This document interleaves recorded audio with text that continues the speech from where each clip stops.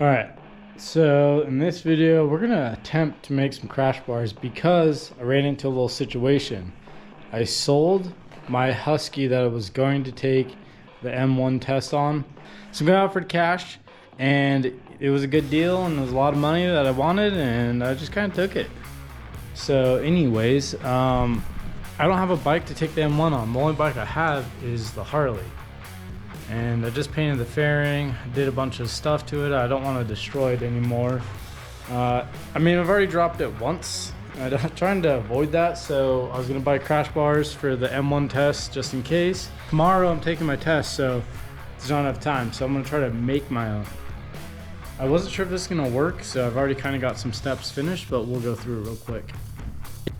Okay, as you know, I have a 24 Softail Lowrider S. They make some pretty cool crash bars for these things, but like I said, it's just not going to show up in time, so we're going to try to make them ourselves. I've got welding devices, I've got a bunch of some metal straps over there, and we're just going to use what I have. So I've already kind of got the front bar mocked up. I just went online, figured out what all crash bar lengths are, and basically they're the same size as a handlebar. Most handlebars are 36 inches across, so I made that thing 3 feet just to give a little extras. So I did that, got it all tacked together down there. It's kind of bolted up. And I was like, well, okay, that's gonna work. That's cool. Definitely too small. This is like 3/4 inch tube. It needs to be like 1.25 inches. So, I mean, it'll at least slow it down, and then when I finish, if I pass, if I don't pass, whatever happens, I can at least come back and I can just buy some thicker tubing, some 1.25 inch tubing, and probably thicker wall. Some pegs that I'm making for the back. So I'm gonna have to go to this little spot right here, which is gonna be a little interesting. I'm just assuming that's where you normally put your like pegs you buy offline. So I've already kind of got this figured out, and then on the other side it would just go to there. So I already cut this piece out. It's gonna go around this, and then it's gonna bolt there, and then I think the tube is just gonna come out from here. So that's kind of where I'm at. I've already got everything all cut up. So here I'm just gonna hole saw this out. This is 1 inch. This will actually probably be okay, but basically weld it there. Put a bolt in here, put a bolt in there, weld the bolt in there, and then sleeve this over it, and then weld that there, and then tighten it by either by hand, or I'm going to tighten it with like an oil strap wrench. And then up here, this is a template for that other side. So I kind of already got it all laid out. Just to grinder cut it, smooth it, hole saw that. I've already put the dimples with the holes. Go buy yourself one of these.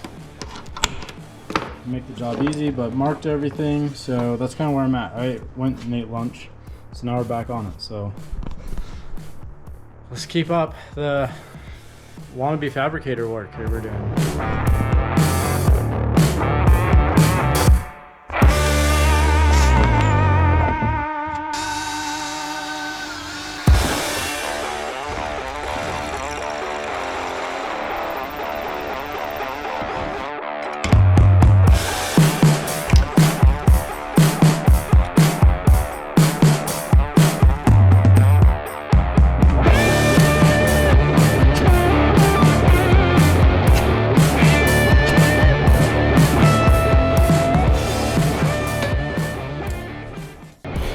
So it took a couple tries. So this is gonna be where that big nut is. These little holes right here are gonna be where our bolts are gonna go into, and then this outer line is gonna be where we're gonna cut. So because this tube is gonna sit right here, and I'll do some gussets coming from here to there and there to there. So should be good.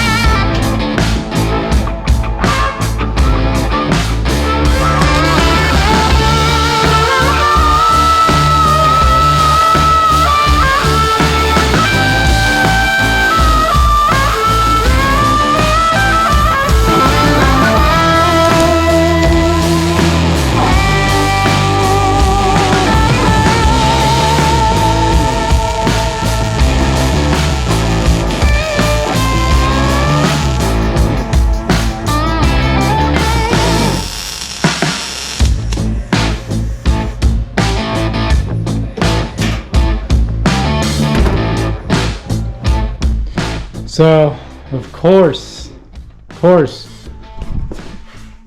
out of welding wire right as I was finishing the front bar. That's how it goes most of the time anyways, I guess, right? Comment below if you think that is also the case with you. But I got it all together.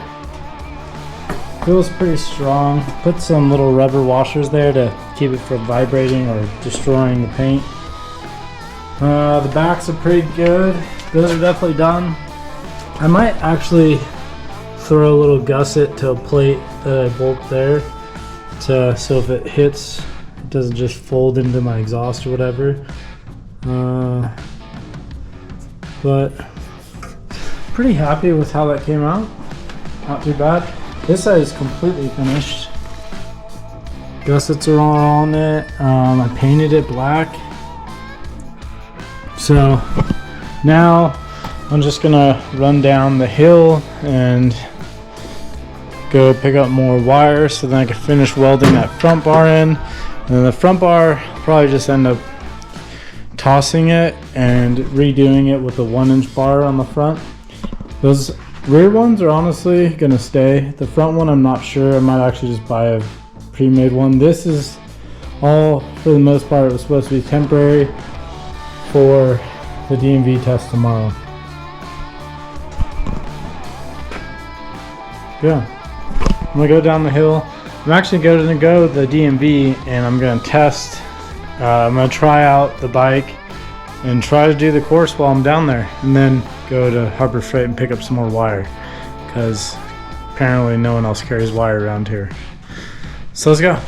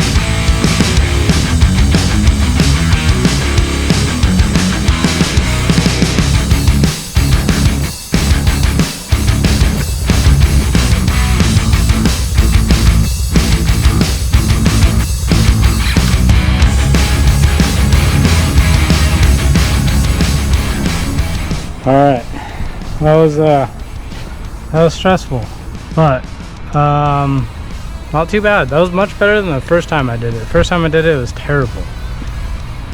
I got tips from some guy near my house. He gave me tips of when you're going around the circle to kind of like opposite, like lean opposite way your direction you're turning. So like turning right, to just lean a little more over the side, off the bike. So that actually did help a lot. I wish I would have known that the first time. So this next try tomorrow is actually going to be technically my second try at the DMV test. I feel like I got cheated on the first one. The first one, my bike, I was riding my Husky, went around twice. Second time around, it stalled. And I was like balancing it, trying to kick it over, and it wouldn't start, and sucks. But yeah, so that was a fail technically. But I feel after doing this, getting over the like, oh man, this thing is heavy. This thing's like 700 pounds. So like getting over that was first key. Maybe having the like the new bars on there that helped. Maybe that's like mental thing that helped me. Not really sure, but feel pretty good about that.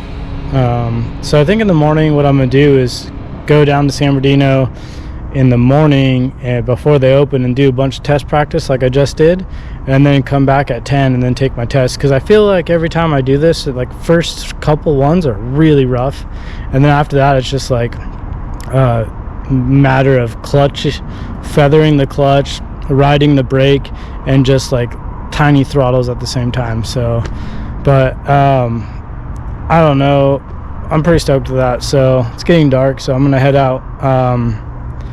Wish me luck tomorrow. Guys, so bummed. So bummed, but so excited. So plan was to ride down there, test, which you guys saw me ride down the day before and practice. I was practicing. So I rode down again this morning because I wanted, like, every time I ride, I felt like my first run was always the worst. So I wanted to go down earlier in the day, which I did, and I practiced. I started from 7:15 till 8 o'clock on the dot, just continuously going until 8 o'clock. And 8 o'clock hit, and then the security guy started walking towards me. I was like, all right, that's it. We're done. So I was like, you know what? I'm here. I'm just going to try. So I walked into the DMV, and I talked to them, and I was like, hey, I don't remember when my appointment was. I did, but I was just, trying to make up a story to be in there. And I was like, they told me my time. I was like, it's probably not possible. Is there a chance like we could just do it now? And she's like, actually, matter of fact, they would love that because it's going to be hot today. So we went out there. I was super nervous. Like, he's like, all right, move forward. And I like started the bike, and then it died just because I didn't hold the switch long enough. And I was like super nervous. And then everything passes, all the blinkers and all that stuff passed. Holy shit. Just chilling in the garage. But anyways, so I went over there, and then we were talking. He was showing me the course and how to do it. And then he's like, most people take smaller bikes on this course, right? And I was like, yeah, I know. Sold my Enduro. I have no other option. This is all I got. And he's like, okay, well, good luck. And then so the funniest thing about this whole entire situation and me practicing and stuff, so let me show you. So I was starting on this side, and then I'd go through here, come around this way, and then go this way, come back through. So going this way, super easy for me. Really easy. I like no problem. My biggest thing was starting on this side and coming down the line, going around twice, trying to come like this is like my skateboarding. I was always better going backside. So going front side is always hard for me. So this is like front side technically. So going around twice and then coming out this little section was really hard. So luckily I was doing it incorrectly. So we actually started on this side, went through here, came around this way, and then you come back in through here. Like that was easy. So this is probably the hardest part, is trying to get back in this line was like the hardest for me. So, but everything worked out because it actually favored me because I was going on the better side for this section of the test. So, but here's the completed form. Everything went good. The funny thing also is the first time I went through it, you weave through the cones, go around twice. I came back out and he was very impressed, which so was I. I was really nervous. The only thing I was really nervous about was hitting the cones on the bike, because the bike's a little longer, bigger, lower than an Enduro. Enduro, you can kind of like weave in and out of like really small things. But I ended up doing it. The guy was super impressed. I was impressed. My heart was like pounding. And then we went and did the straight line test, and then round twice back through the straight line. And he was like, all right, man, this is going to be the easiest part of it all. You just got to shift up twice, turn around without putting your foot down, and come back, shift down, and then stop. So I went, shifted up into second, and then where I turned around was like a really terrible spot to turn around, because they're doing like the pavement work there, and it's so super gravelly, and there's like not a lot of space to turn around. But I got it whipped around, came back, stopped, and he's like, man, you got all the bragging rights now because you passed on a Harley, which is like kind of true, kind of funny. But overall, I'm bummed I didn't get to film it, because I really didn't think I was going to be able to test. I think I found a little loophole.